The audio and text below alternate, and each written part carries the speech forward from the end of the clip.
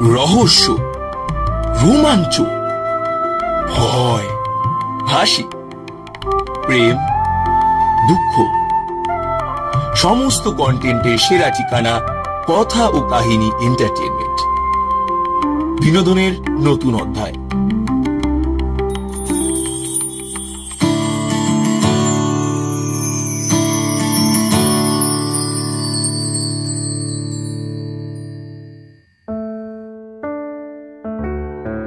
ফটিক, বাবারে, তোর মাকে আনতে পাঠিয়েছি। ফটিক, ফটিক সোনা। মা, মা, এখন আমার ছুটি হয়েছে মা। এখন এখন আমি বাড়ি যাচ্ছি মা। আমি আমি বাড়ি যাচ্ছি।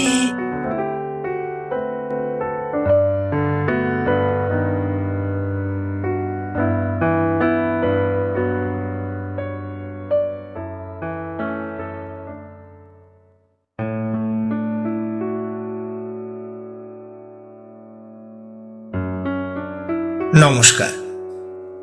বিশ্বকবি রবীন্দ্রনাথ ঠাকুরের জন্ম মাস উপলক্ষে কথা ও কাহিনী এন্টারটেনমেন্টের বিশেষ শ্রদ্ধার্ঘ্য আজই নব রবিকিরণে।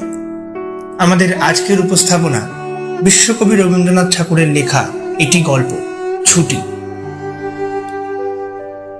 রবীন্দ্রনাথ ঠাকুরকে নিয়ে যত কম বলা যায় ততই ভালো, কারণ তিনি শুধুমাত্র একজন প্রবাদ প্রতিম ব্যক্তিত্ব নন, তিনি একজন বহুমুখী প্রতিভার অধিকারী।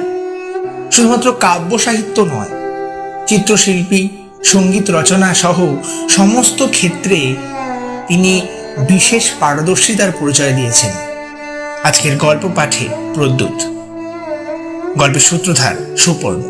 তাহলে চলুন শুরু করা যাক।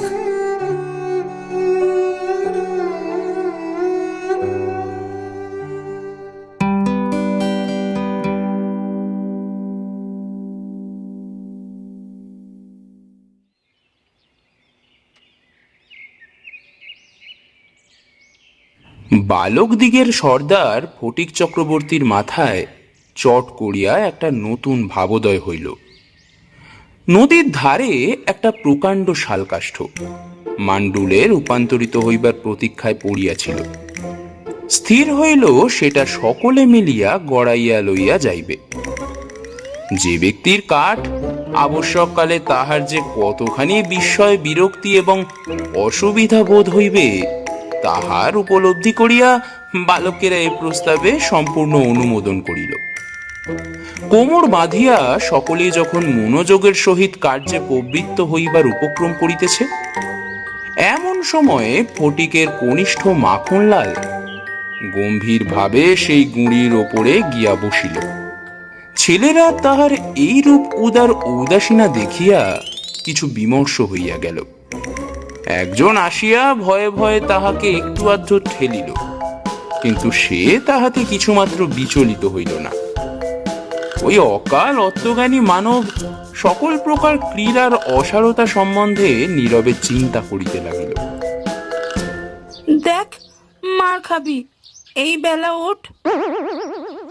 সে তাহাতে আরো একটু নড়িয়া চড়িয়া আসনটি বেশ শাহী রূপে দখল করিয়া লইল। এইরূপ স্থলে সাধারণের নিকট রাজ সম্মান রক্ষা করিতে হইলে অবাধ্য ভ্রাতার গণ্ডদেশে অনতি বিলম্বে এক চড় কষাইয়া দেওয়া ফটিকের কর্তব্য ছিল। সাহস হইল না, কিন্তু এমন একটা ভাব ধারণ করিল যেন ইচ্ছা করিলেই এক্ষুনি উহাকে রীতিমতো শাসন করিয়া দিতে পারে। কিন্তু করিল না, কারণ পূর্বাপেক্ষা আর একটা ভালো খেলা মাথায় উদয় হইয়াছে, তাহাতে আর একটু বেশি মজা আছে। প্রস্তাব করিল মাখনকে শুদ্ধ ওই কাঠ গড়াইতে আরম্ভ করা যাক।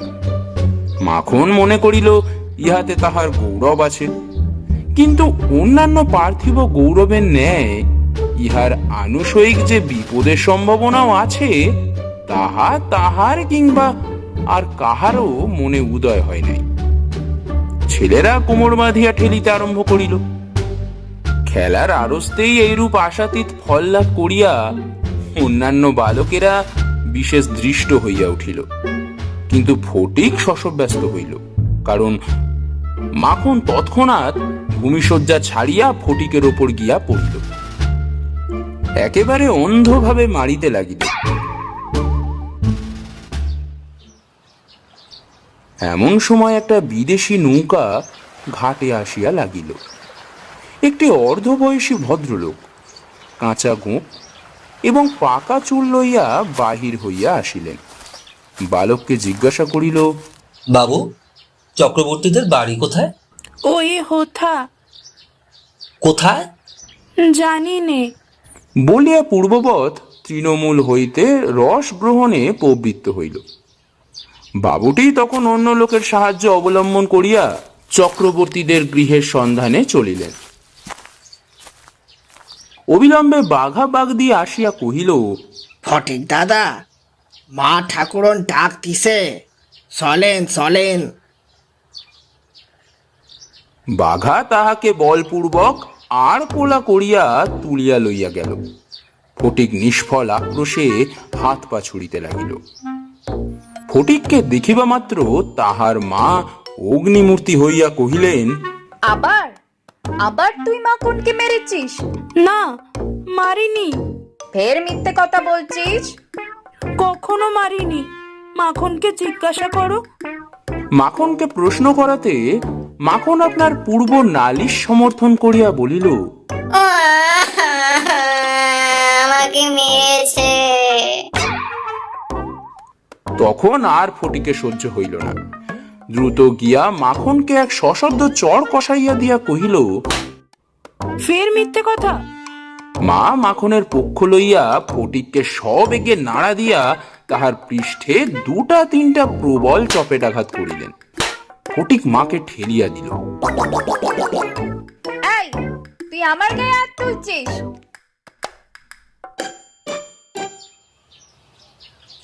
এমন সময় সেই কাঁচা পাকা বাবুটি ঘরে ঢুকিয়া বলিলেন, কি হচ্ছে তোমাদের? ও মা, এই যে দাদা, তুমি কবে এলে? বলিয়া গড় করিয়া প্রণাম করিলেন। বহুদিন হইল দাদা পশ্চিমে কাজ করিতে গিয়াছিলেন। ইতিমধ্যে ফটিকের মার দুই সন্তান হইয়াছে, তাহারা অনেকটা বাড়িয়া উঠিয়াছে। তাহার স্বামীর মৃত্যু হইয়াছে, কিন্তু একবারও দাদার সাক্ষাৎ পাই নাই। আজ বহু কাল পরে দেশে ফিরিয়া আসিয়া বিশ্বম্ভর বাবু তাহার ভগিনীকে দেখিতে আসিয়াছেন। কিছুদিন খুব সমারোহে গেল। অবশেষে বিদায় লইবার দু একদিন পূর্বে বিশ্বম্ভর বাবু তাহার ভগিনীকে ছেলেদের পড়াশোনা আর মানসিক উন্নতি সম্বন্ধে প্রশ্ন করিলেন। উত্তরে ফটিকের অবাধ্য উচ্ছৃঙ্খলতা, পাঠে অমনোযোগ এবং মাখনের সুশান্ত সুশীলতা ও বিদ্যানুরাগের বিবরণ শুনিলেন। তাহার ভগিনী কহিলেন, আর বলো নে দাদা, ফটিক আমার হাড় জ্বালাতন করিয়া রেখেছে। শুনিয়া বিশ্বম্ভর প্রস্তাব করিলেন তিনি ফটিককে কলকাতায় লইয়া গিয়া নিজের কাছে রাখিয়া শিক্ষা দিবেন। বিধবা এ প্রস্তাবে সহজেই সম্মত হইলেন। ফটিককে জিজ্ঞাসা করিলেন, কেমন রে ফটিক, মামার সঙ্গে কলকাতায় যাবি? হে, যাব যাব।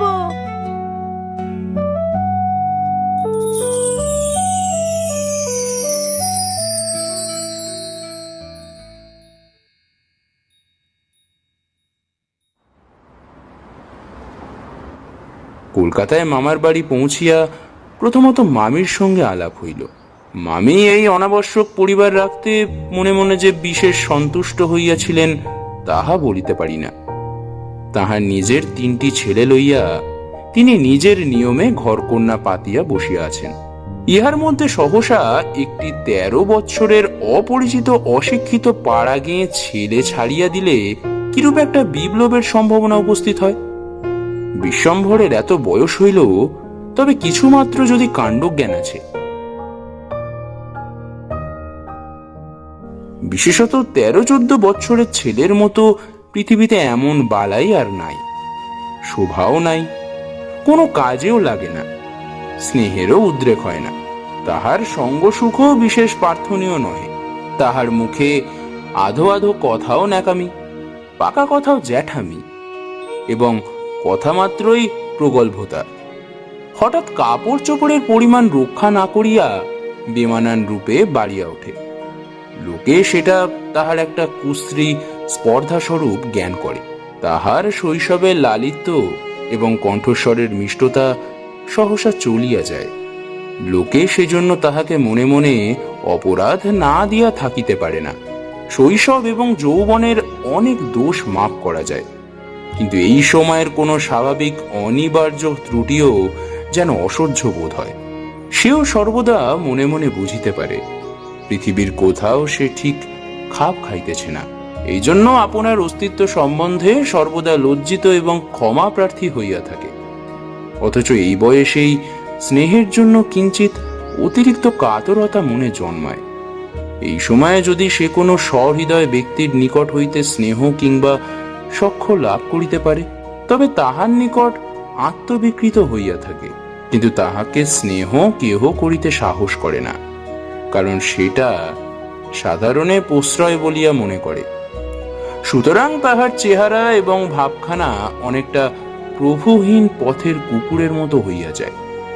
অতএব এমন অবস্থায় মাতৃভবন ছাড়া আর কোনো অপরিচিত স্থান বালকের পক্ষে নরক।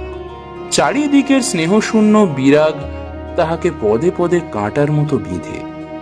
এই বয়সে সাধারণত নারী জাতিকে কোনো এক শ্রেষ্ঠ স্বর্গলোকের দুর্লভ জীব বলিয়া মনে ধারণা হইতে আরম্ভ হয়।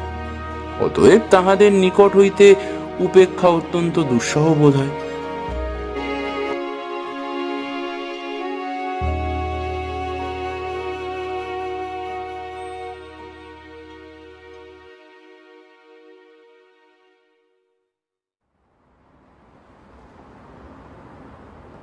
মামির স্নেহহীন চক্ষে সে যে একটা দুগ্রহের মতো প্রতিভাত হইতেছে, এইটে ফটিকের সবচেয়ে বাজিত।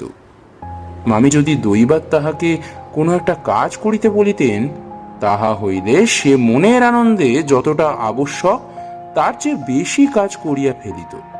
অবশেষে মামি যখন তাহার উৎসাহ দমন করিতে বলিতেন, ঢের হয়েছে বাপু, ঢের হয়েছে, ওতে আর তোমায় হাত দিতে হবে না, এখন তুমি নিজের কাজে মন দাও গে, একটু গোড়গে যাও, তখন তাহার মানসিক উন্নতির প্রতি মামির এতটা যত্ন বাহুল্য তাহার অত্যন্ত নিষ্ঠুর অবিচার বলিয়া মনে হইত। ঘরের মধ্যে এইরূপ অনাদর ইহার পর আবার হাঁপ ছাড়িবার জায়গা ছিল না। দেয়ালের মধ্যে আটকা পড়িয়া কেবলই তাহার সেই গ্রামের কথা মনে পড়িত।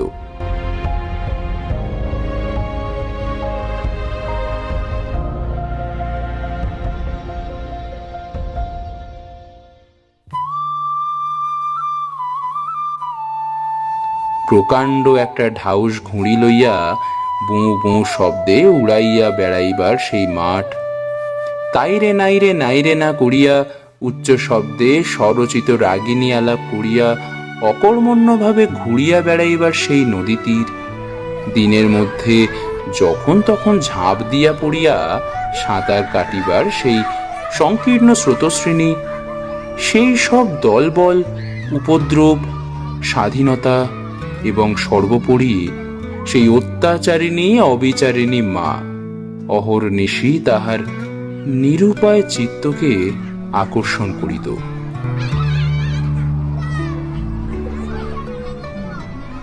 জন্তুর মতো এক প্রকার অবুঝ ভালোবাসা, কেবল একটা কাছে যাইবার অন্ধ ইচ্ছা, কেবল একটা না দেখিয়া অব্যক্ত ব্যাকুলতা, গোধূলি সময়ের মাতৃহীন ব্যাসের মতো কেবল একটা আন্তরিক মা মা ক্রন্দন সেই লজ্জিত শঙ্কিত শীর্ণ দীর্ঘ অসুন্দর বালকের অন্তরে কেবলই আলোড়িত হইত। স্কুলে এত বড় নির্বোধ এবং অমনোযোগী বালক আর ছিল না। একটা কথা জিজ্ঞাসা করিলে সে হাঁ করিয়া চাহিয়া থাকিত। মাস্টার যখন মার আরম্ভ করিত, তখন ভারক্লান্ত গর্দদণ্ডের মতো নীরব সহ্য করিত। ছেলেদের যখন খেলিবার ছুটি হইত, তখন জানালার কাছে দাঁড়াইয়া দূরের বাড়িগুলার ছাদ নিরীক্ষণ করিত। যখন সেই দ্বীপ্রহর রৌদ্রে কোনো একটা ছাদে দুটি একটি ছেলে মেয়ে কিছু একটা খেলার ছলে ক্ষণিকের জন্য দেখা দিয়া যাইত, তখন তাহার চিত্ত অধীর হইয়া উঠিত।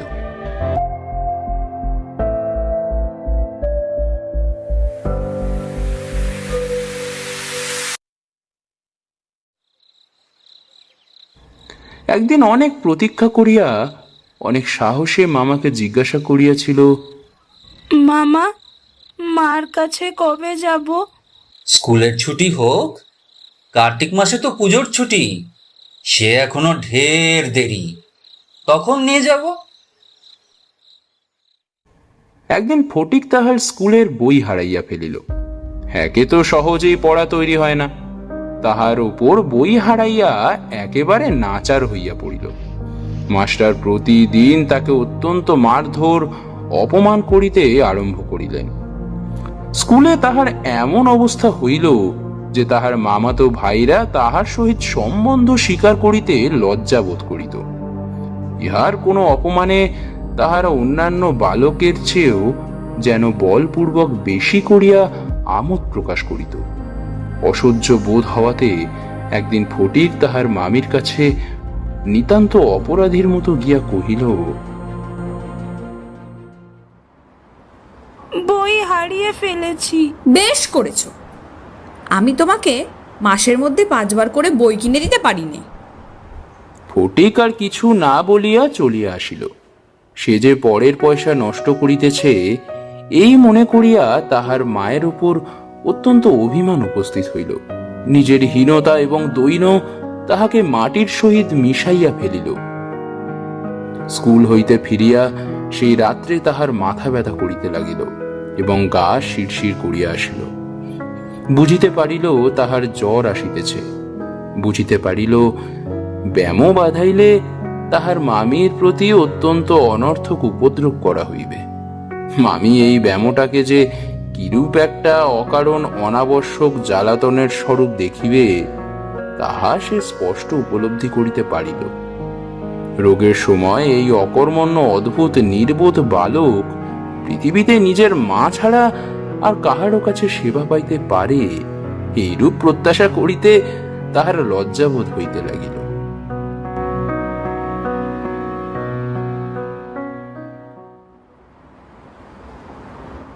পরদিন প্রাতঃকালে ফটিককে আর দেখা গেল না। চতুর্দিকে প্রতিবেশীদের ঘরে খোঁজ করিয়া তাহার কোনো সন্ধান পাওয়া গেল না। মুষলধারে শ্রাবণের বৃষ্টি পড়িতেছে, সুতরাং তাহার খোঁজ করিতে লোকজনকে অনর্থক অনেক ভিজিতে হইল। অবশেষে কোথাও না পাইয়া বিশ্বম্ভর বাবু পুলিশে খবর দিলেন। সমস্ত দিনের পর সন্ধ্যার সময় একটা গাড়ি আসিয়া বিশ্বম্ভর বাবুর বাড়ির সম্মুখে দাঁড়াইল। তখনও ঝুপঝুপ করিয়া অবিশ্রাম বৃষ্টি পড়িতেছে। রাস্তায় 1 হাঁটু জল দাঁড়াইয়া গিয়াছে। দুজন পুলিশের লোক গাড়ি হইতে ফটিককে ধরাধরি করিয়া নামাইয়া বিশ্বম্ভর বাবুর নিকট উপস্থিত করিল। তাহার আপাদমস্তক ভিজা, সর্বাঙ্গে কাদা, মুখ চক্ষু লোহিত বর্ণ, থরথর করিয়া কাঁপিতেছে। বিশ্বম্ভর বাবু প্রায় কোলে করিয়া তাহাকে অন্তঃপুরে লইয়া গেলেন। মামি তাহাকে দেখিয়াই বলিয়া উঠিলেন, কেন বাপু, পরের ছেলেকে নিয়ে কেন এ কর্মভোগ? দাও, ওকে বাড়ি পাঠিয়ে দাও।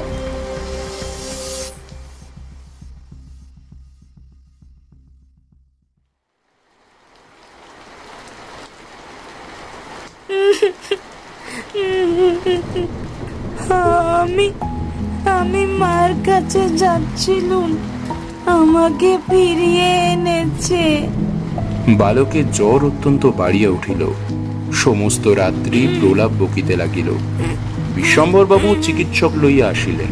ফটিক তাহার রক্তচক্ষু একবার উন্মিলিত করিয়া পরিকাঠের দিকে হতবুদ্ধিভাবে তাকিয়া কহিল, মামা, মামা, আমার ছুটি হয়েছে কি? বিশ্বম্ভরবাবু রুমালে চোখ মুছিয়া সস্নেহে ফটিকের শীর্ণ তপ্ত হাতখানি হাতের উপর তুলিয়া লইয়া তাহার কাছে আসিয়া বসিলেন। ফটিক আবার বিড়বিড় করিয়া বকিতে লাগিল।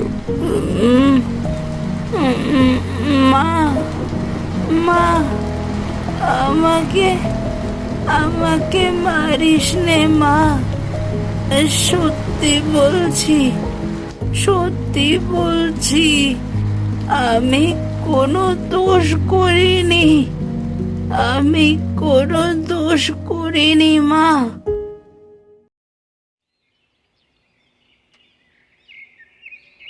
পরদিন দিনের বেলা কিছুক্ষণের জন্য সচেতন হইয়া ফটিক কাহার প্রত্যাশায় ফ্যাল করিয়া ঘরের চারিদিকে চাহিল। নিরাশ হইয়া আবার নীরবে দেয়ালের দিকে মুখ করিয়া পাশ ফিরিয়া শুইল। বিশ্বম্ভরবাবু তাহার মনের ভাব বুঝিয়া তাহার কানের কাছে মুখ নত করিয়া মৃদুস্বরে কহিলেন, ফটিক, বাবারে, তোর মাকে আনতে পাঠিয়েছি। তাহার পরদিনও কাটিয়া গেল। ডাক্তার চিন্তিত বিমর্ষ মুখে জানাইলেন, বিশ্বম্বর বাবু খুব একটা ভালো কিন্তু বুঝছি না, অবস্থা বড়ই খারাপ। বিশ্বম্ভরবাবু স্থিমিত প্রদীপে রোগশয্যায় বসিয়া প্রতি মুহূর্তেই ফটিকের মাতার জন্য প্রতীক্ষা করিতে লাগিলেন।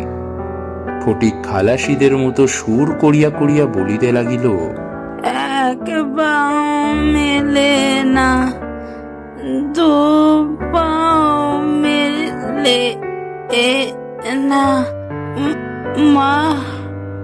এমন সময় ফটিকের মাতা ঝড়ের মতো ঘরে প্রবেশ করিয়াই উচ্চ কলরবে শোক করিতে লাগিলেন। ফটিক!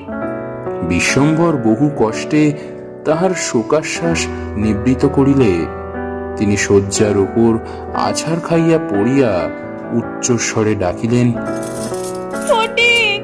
ফটিক সোনা আমার, মালিক আমার। ফটিক আস্তে আস্তে পাশ ফিরিয়া কাহাকেও লক্ষ্য না করিয়া মৃদু স্বরে কহিল, মা, এখন আমার ছুটি হয়েছে মা। এখন আমি বাড়ি যাচ্ছি মা। আমি বাড়ি যাচ্ছি। ফটিক! বাবা ফটিক! বাবা!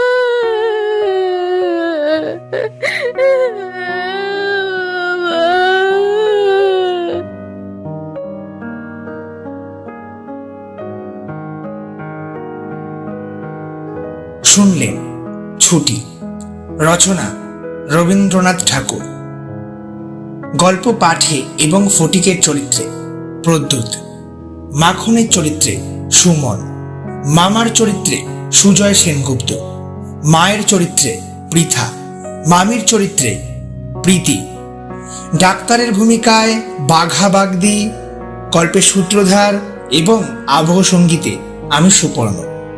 সমগ্র পরিকল্পনা ও পরিচালনায় সুমন, প্রচ্ছদ অলঙ্করণ প্রোজ ক্রিয়েশন।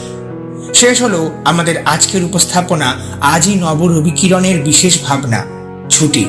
আগামী সপ্তাহে আবার একটি ভিন্ন ধর্মী উপস্থাপনা নিয়ে হাজির হবে কথা ও কাহিনী এন্টারটেনমেন্ট।